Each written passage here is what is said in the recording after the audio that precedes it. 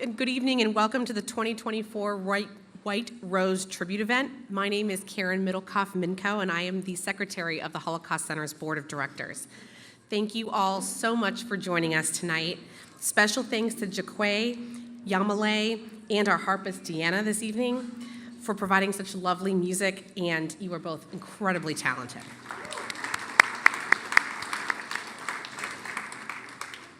Since our center was founded more than 40 years ago, our mission has been to use Holocaust education as a tool to build a just and caring community free of anti-Semitism and all forms of prejudice and bigotry. This has been a timeless mission that is certainly most relevant today, living in a state and in a society with anti-Semitism and acts of hatred on the rise. To everyone here tonight, thank you so much for coming to help make a difference.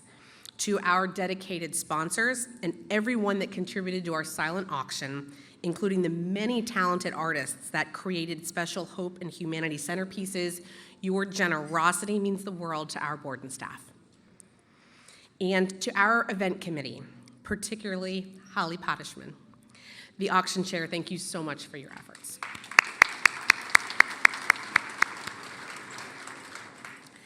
I would like to take a second to acknowledge and thank our dignitaries in attendance. We have City of Orlando Mayor Buddy Dyer and his wife Susie, the Director of Community Affairs, Marcia Hope Goodwin, Carolyn Austin, representing District 6 Commissioner Bakari Burns, from Orange County, we have Deputy Chief of Staff Carol Burkett and Chief of Staff Roseanne Harrington. District 1 Commissioner Nicole Wilson. Florida House of Representatives from the 47th District, Representative Ana Escamani. From Senator Rubio's office, Steve Villanueva. And we also have with us Terry Olson from Orange County Arts and Cultural Affairs. Your dedicated support is incredibly important and deeply appreciated. Finally, I want to be sure to acknowledge House of Representative David Smith and Senator Linda Stewart. We thank you profusely for helping to secure $5 million of funding from the state of Florida for our future museum. We are delighted to be gathered here at the Orlando Museum of Art with thanks to our friends and special partners, including Paula Wyatt with Possible Events and Larry Epstein and his team with the Launch Group. And we are also grateful to Quantum Leap for donating wine and Justin Farrell at the Orlando Glass Blowing Center for creating and donating our beautiful award for this evening. And now it is my privilege to welcome our event co-chairs to the stage, board member Dr. Joel Hunter and dedicated supporter Judy Albertson, to speak about tonight's prestigious award and our wonderful honorees.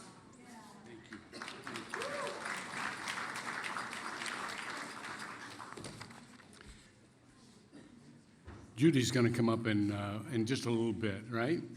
Okay, great. Okay, so you just got me for a second.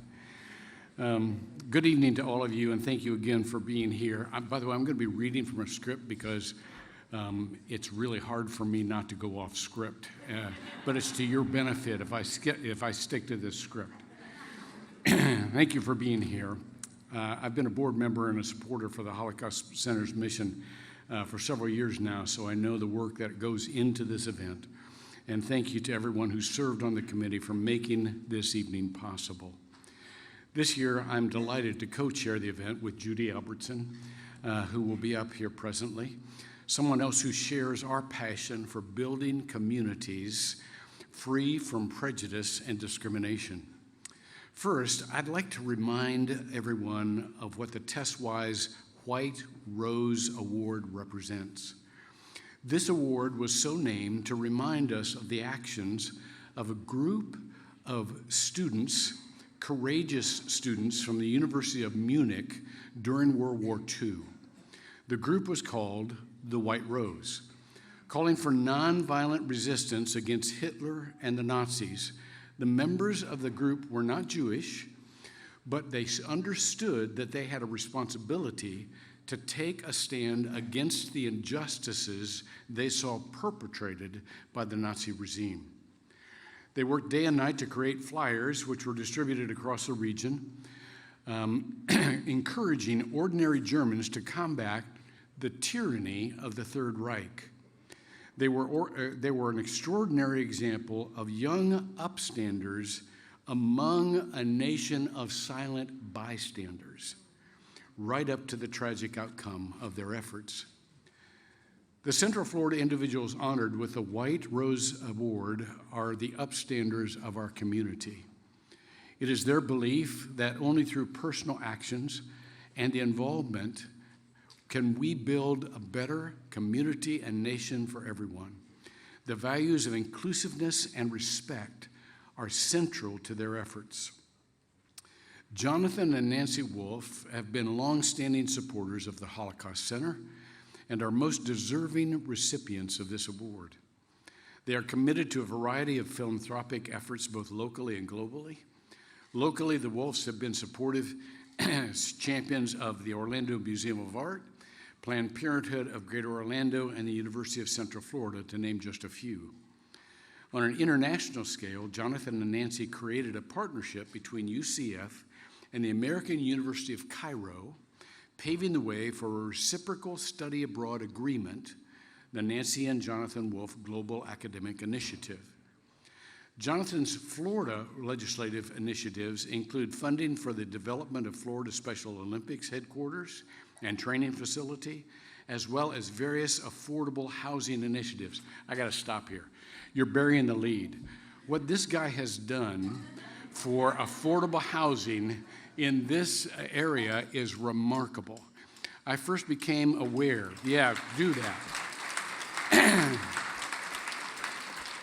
I first became aware of his efforts when I was the chairman of the Central Florida Commission on Homelessness, and I have since been with him in many of these efforts to solve homelessness in our area by building these wonderful supportive communities. And with Jonathan, it was never about just getting a project done. It was always about taking care of people, surrounding them with the supportive services they needed to become independent living human beings. And so it's been a privilege to be with him in that effort. Nancy is a founding board member of Climate First Bank, and her capacity as a board member here at Orlando Museum of Art, she was a two-term president of the Acquisition Trust, the contemporary art collecting circle responsible for the purchase of contemporary art and for the permanent collection. I got to break away here too. If you've ever been to their home, this woman knows what she's talking about when she's in charge of art of any kind. It's beautiful. So anyhow, you're all invited. Most recently, they have been active in the exciting development of our future Holocaust Museum for Hope and Humanity.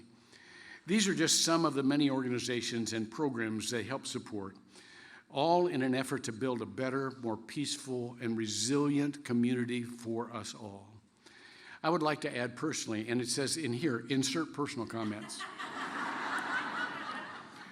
I want to say what those of you who know them already know.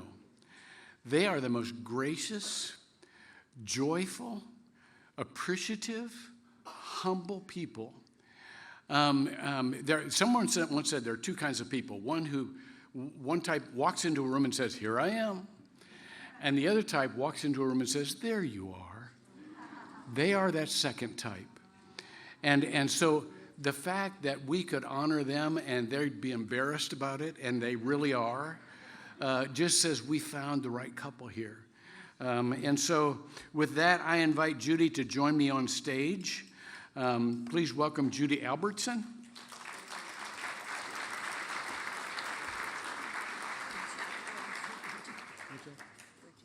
Thank you.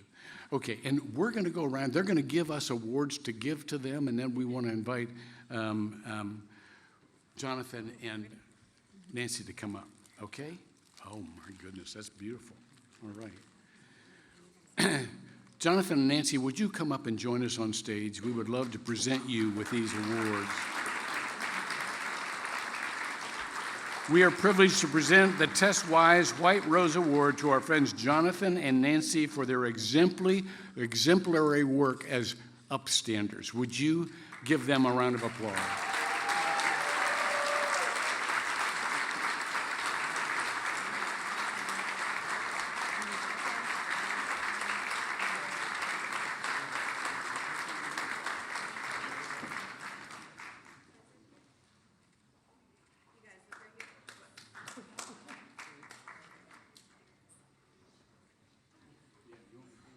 Would you please, because I'll drop it.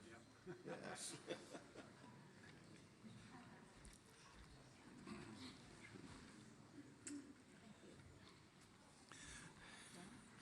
You know, one should never follow the Reverend Hunter in any talk.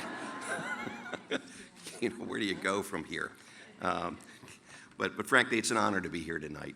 And our children, Harrison and Sarah, and our son-in-law, Jared, and so many friends and colleagues, and I can't thank you all enough for joining us here this evening. And as well to all the elected officials that are here that do so much work for this center. Truly, your efforts are amazingly appreciated, and we thank you. But before I go further, I'm going to do something more associated with Catholicism. I'm going to make a confession. You see, when Nancy and I first found out about the award, we said no thank you. We're hesitant to accept. And it's not because we're not dedicated to the work, or even humbled to be considered, and greatly humbled. But it's because from our perspective, none of that work should be about Nancy and myself. And it really isn't. And that's how we saw it at first. But what's happening in the world, in light of all of what we've seen and what we've been feeling over these past 6 months, it changed our perspective on the work. And we realize it's about everyone that's here in this room tonight. And by the way, the us doesn't include just members of the Jewish community or any one religious community. The us is bigger, even if it doesn't always feel like it. The us, we believe, is people of conscience, people who want to see a world where anyone can live out their potential and fulfill their dreams in safety, who want to see an America where those things are quite true. And that's not the America or the world that we unfortunately are living in right now. And that's not the America our founders envisioned. You know, when I was at Georgetown, I did some crazy research, and I found this letter that George Washington had written to the Jewish community of Newport, Rhode Island. No, that's crazy research. And he said, America will be a nation that, and I'm quoting here, gives bigotry no sanction and persecution no assistance. And so it's counterintuitive. Yeah, it's quite... So I was looking to say, okay, well, what can I do to find some aspiration and do something in that vein? And of all places, I found it in Egypt. So let me explain. Over 50 years ago, a much younger me, decided to study abroad. And that much younger me picked the American University in Cairo. Now, for a Jewish kid from North Carolina who had never left the country, barely the state of North Carolina, it was not an obvious choice. The blast of desert air as I stepped off the plane seemed to be trying to talk to me and say, get the hell out of here. What I didn't know is that choice would spark two big changes in my life with benefits. One came in the mail one day in a postcard from a young woman I had met back at Georgetown. She was studying at the time in Spain. She also happened to be Jewish, so I read it. And she said she was curious about some crazy guy who up and moved to Cairo to go to school. Now, that can cut both ways, of course, but thankfully for me, hers was the good kind of curiosity. And today we know her as Nancy Wolf.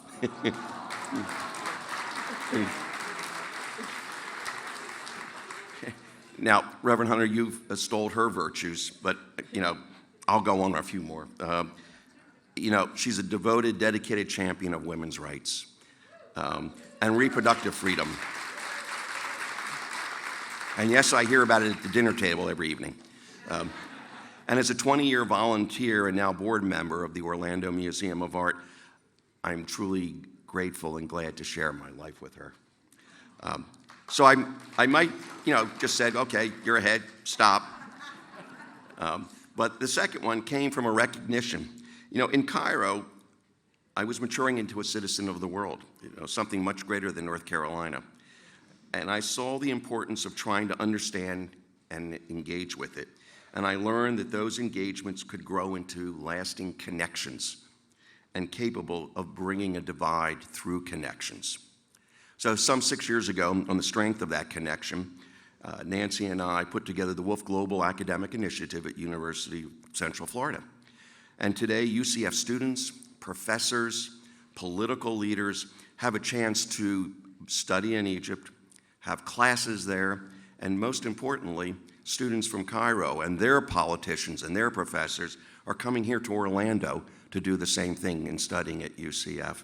And it's been a great, great, great endeavor of merging the two countries for understanding. The enemy of bigotry and persecution is understanding and respect, and we hope that this program is building some knowledge of what and how to manage that.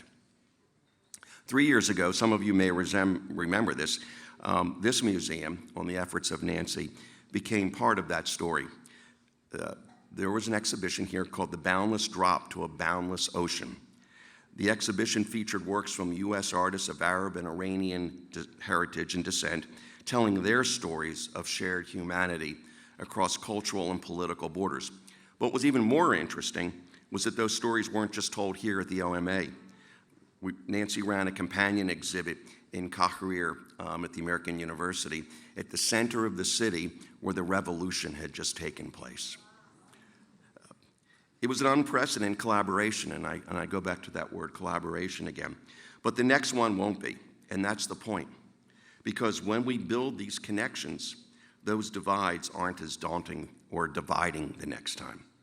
So Nancy and I have always felt deeply about and committed to the region of the Middle East, and even more deeply committed to growing our connections, knowing that they make possible across cultures and continents. As Reverend Hunter alluded to, my day job, as many of you know, I develop and build affordable housing. So I think a lot about foundations. The foundation of buildings, the foundations of a community, the foundations of progress. And the world we want to build also needs to be built on a solid foundation, and a foundation of acknowledging someone else's right to exist, on a repudiation of murder and sexual violence, on a revulsion of the idea that shooting unarmed concertgoers or threatening fellow students, that's not liberation, and on a rejection of the idea that someone's community deserves to be wiped off the face of the earth. These rejections are the only prerequisites, we like to say. And if we're being candid, those are not prerequisites that are being fully or uniformly embraced. So how does that change? How do we go to move to that embrace of that change? And I'd say again, the answer is understanding two forms. One is understanding where we've been. The other is understanding where together we can move forward. When it comes to understanding where we've been, that's why the new Holocaust Museum for Hope and Humanity that we will build in this village will become so essential and so successful. And I thank all of you who are working on make that a reality. It's also part of my foundation, my mother Laura. For most Jews, they say you're an adult when you become 13. But my mother, growing up in Nazi Germany, became an adult at 12. It was Kristallnacht, the night of broken glass. She hid under the bed of a Catholic neighbor. She heard her father's store looted and destroyed. But she made it to America. She started a new life. And sadly, out of her elementary school, she was the only one to emerge to a new life. But she set the course, this is where I tear up, for a new life for me as well.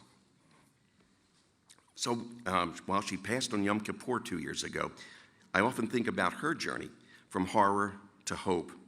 But even with the setbacks, it was always relentlessly and positively positive. And when it comes to understanding where we're going, that's why the exchanges and the partnerships I talked about are so essential to Nancy and me, because the only way to go forward, we believe, is to go together. And that's the idea behind the Central Florida Pledge. And let me take a moment for you, Reverend Hunter.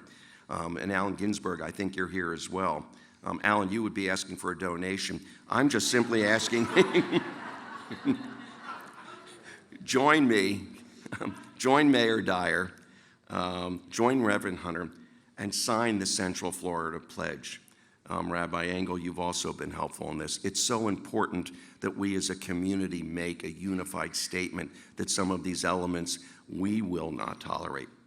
So,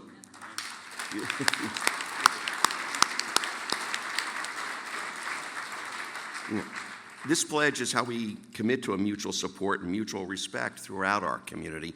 And I know you're doing continued great work, and we can't thank you enough for this and what you're doing. But lastly, this evening, we're here in no small part because of one woman's drive to build a future of hope and humanity, Tess Wise. And Ellen, we can't thank you enough for your family. Your mom, Tess, said of her mission, we must preserve the past if we are to protect the future for the generations that come after us. Through remembrance, we find hope, we embrace our shared humanity. Through understanding where we've been, we find the strength to uncover the path forward and walk it together, all of us, as people of conscience and citizens of the world, with the blessings of our ancestors, memories guiding the way. I thank you so much, and I'm just really humbled by your being here this evening. But one last thing, which is the last thing, because as everyone who knows us well knows, that the last word, even though I go on too long, the final last word always comes from Nancy. Thank you all. There are many wonderful speeches and programs that are yet to come, so I will just take a minute because I would not feel right not also extending my thanks to everybody here for their support of this mission, this organization, and for giving us this honor that we are truly humbled. And I also would just like to thank the Holocaust Center Board for hosting this lovely event in the Orlando Museum of Art. And as you know, I have dedicated many, many years of my time, treasure, and talent to this museum, so it's a double honor, and I thank you for that. And we'll move on to the next event, so thank you. Thank you. Okay.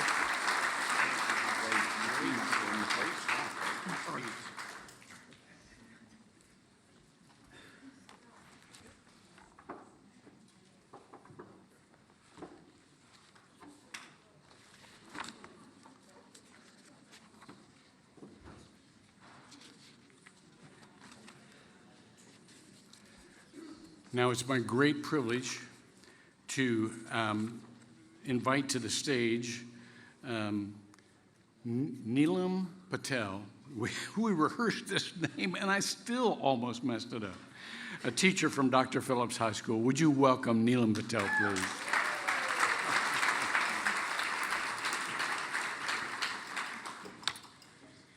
Hello, everyone.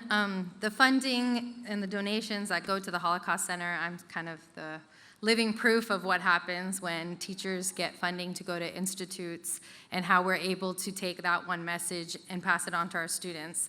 There's also students like Melania and Sam here that I have to recognize because they've taken that little flame and spread it all across our campus. So a round of applause to the young people. So thank you so much for being here tonight. My name is Neelam Patel, and I'm a teacher, as Joel said, at Dr. Phillips High School. I'm also the director of the Center for International Studies Magnet Program. We have built the program and received the National Magnet Award of Distinction and Excellence and been awarded the top magnet in Orange County, all within the past 3 years. Thank you. This is really partly because of the partnerships we have forged with our community. If you're interested in partnering with CIS, we would love to collaborate with you and do this amazing work together. I've been fortunate enough to attend and participate in the Teachers Institute. I think almost over a decade, have been to many, and every single one is so rich of learning experiences, and I deeply appreciate the value of the training and the resources that the Holocaust Center provides. Over the years, I personally have learned how important it is for educators to learn from one another and to refuel one another. This job is hard. There's a lot of controversy associated with it. What are we allowed to say? What are we not allowed to say? And hearing from other educators that have the same vision definitely refuels that purpose. The Holocaust Center does an exceptional job at bringing leaders together and creating leaders to make sure lessons of the past are not forgotten, that people of the past are remembered and honored. So with some of the funding, we actually got a set of books called Salvage Pages, as some of you might be familiar. It's writings from the Holocaust that survived. All of the chapters are about teenagers who were all across Europe during this time period. It's really hard for our students to relate and try to understand what was happening during the Holocaust. But when they read pieces written by kids their age, some as young as 9 and 10 years old, all the way up to 17, 18, it really brought to life why it was so hard to leave, why it was so hard to continue living life the way they were raised to live it. So with that, the students created one-pagers, and then that became gallery walks, bringing each story to life. And first, it was just the English classes, and last year we had over 3,000 students visit the gallery.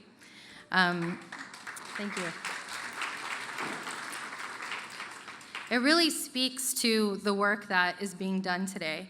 And I feel it adds immense value by helping us make lessons come to life, to recognize humanity at its worst and its best, and to be critical thinkers in implementing projects and activities that can help eradicate hatred and prejudice and replace it with respect and acceptance. At this moment in time, it's critical to be a part of that change by supporting those shaping the future. This evening, you have all gathered here to make a difference. So on the screen, you'll see another way that you can continue your support by ensuring opportunities like the Teachers Institute are expanded. It's easy to donate using your cell phone. You just have to text HMREC to 41444, and United Arts will match each donation by 15%. Check out the screens for details on how to help. Any size donation tonight will positively impact educators like me and the students here tonight. Again, that's HMREC, all one word with no spaces, texted to 41444, and then follow the prompts. From the bottom of our hearts, thank you so much for your support. And it is now my honor and my pleasure to turn it over to Tali Dippold, CEO for the Holocaust Center. Thank you.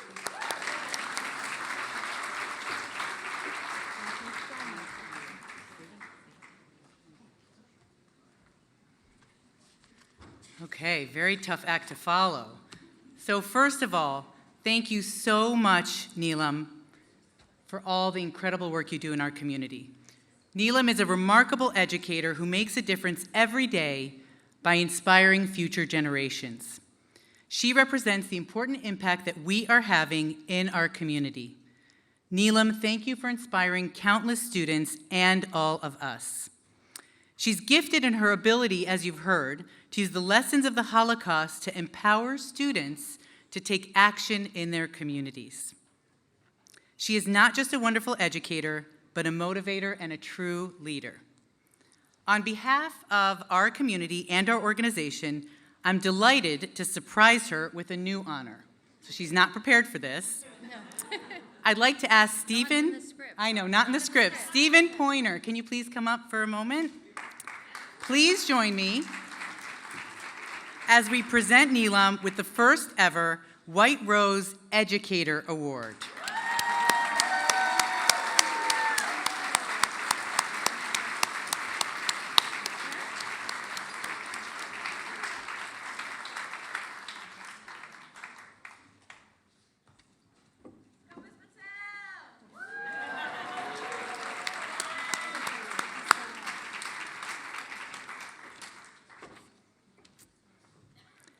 What a fitting and deserving honoree alongside Jonathan and Nancy.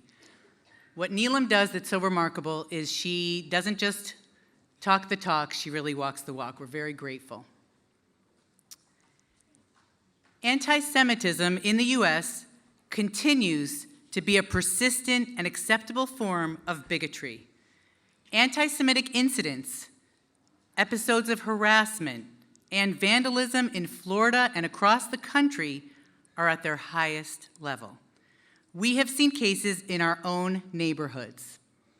Now, this might sound like something that you read in the paper very recently, correct? But in fact, these words were written by our founder, Tess Wise, in 2002. Let that sink in for a moment, 2002. And here we are in 2024, and the statistics are even more alarming. So we're here to enjoy our evening, so I'm not going to go into too many of the challenging numbers, but I do want to share that this is not new to all of you here. We know this. We know what's going on, and we see it. We are experiencing the highest level of anti-Semitic activity that the Anti-Defamation League since they started keeping records in 1979. Hardly a week goes by when we don't receive a call from an educator about an incident or a parent dealing with a terrifying encounter on a college campus that would have been unimaginable years ago. Social networks and new social norms increasingly point towards a growing acceptance of anti-Semitism and nefarious forces aligning behind this ancient hatred. Sadly, on the 30th anniversary of the USC Shoah Foundation, Steven Spielberg denounced the global upsurge of anti-Semitism, commenting that not since Germany in the 1930s have I witnessed anti-Semitism no longer lurking, but standing proud with hands on hips like Hitler and Mussolini, kind of daring us to defy it. What he shared resonates with our organization, with our mission and our education plan. Spielberg continued, "The rise of extremist views has created a dangerous environment, and radical intolerance leads to society that no longer celebrates differences, but instead conspire to demonize those who are different to the point of creating the other." This is happening alongside anti-Muslim, Arab, and Sikh discrimination. The creation of the other and the dehumanization of any group based on their differences is the foundation of fascism. So you've already heard this once tonight, but you're going to hear it again, that our mission to use the history and lessons of the Holocaust to build a just and caring community free of anti-Semitism and all forms of prejudice and bigotry is timeless. Tess was a true visionary in 1983 and in 2002, and she would certainly believe in it now. It stood the test of time for 40 years, and it compels us into the future with the same drive and passion. As you've heard tonight, our work has never been more critical. But I want to focus on something positive because I'm the only person keeping you from the next drink and from the wonderful food. So I want to talk about how we're addressing that hatred. What are we doing as an organization in our community? We are refocusing on the fundamentals. We began with education, and that will always be the through line that links our past, our present, and our future. Here's just a sample of the critical work we're doing. Since 2011, our Upstandards program has reached over 100,000 students. Our remarkable partnership with Orange County Public Schools has flourished over the past 30 years. This collaboration has grown to extend its influence throughout our Central Florida community and surrounding school districts. Our professional development series that you heard about a little bit today, for educators, the Dr. Norman Wall Teacher Institute is a trusted, cherished program offering educators a transformative and engaging opportunity. And our crucial community conversation series is continuing by hosting two remarkable speakers in the upcoming weeks. Mark Weitzman, Chief Operating Officer of the World Jewish Restitution Organization, will present global thought leadership on confronting contemporary anti-Semitism. And Sarah Emmons, the director of the Anti-Defamation League Florida's regional office, will be offering a very timely briefing to discuss the recent surge of anti-Semitism in Florida and around the country. We are expanding our programs and partnerships to reach more students, more educators, and more community members of all ages and backgrounds than ever before to meet the need of Central Florida. So that is the incredible work we're doing, and we can only do this work with your help. So I'm here to, first of all, thank you for being here and for wanting to be part of the future that we're building together. I also want to offer a huge final thank you to Joel, to our wonderful Judy and Joel, and to all of our board members who support our work. You are all responsible for ensuring that TESS's mission and legacy propels us into the future.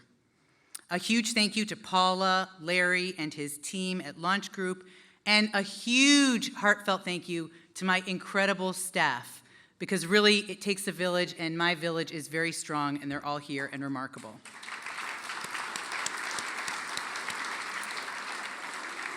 And last but certainly not least, a huge thank you to Kathy Turner for her dedication to not only our organization, but to this incredible event. And as I mentioned, the bar is waiting and the food is waiting, so last few items of housekeeping.